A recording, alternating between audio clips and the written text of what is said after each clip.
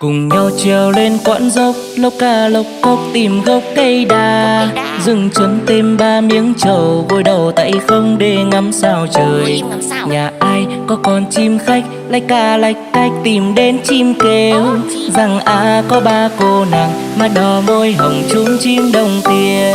Hỏi cây đa sao vắng gió đến khi đêm về tang tinh tình tang.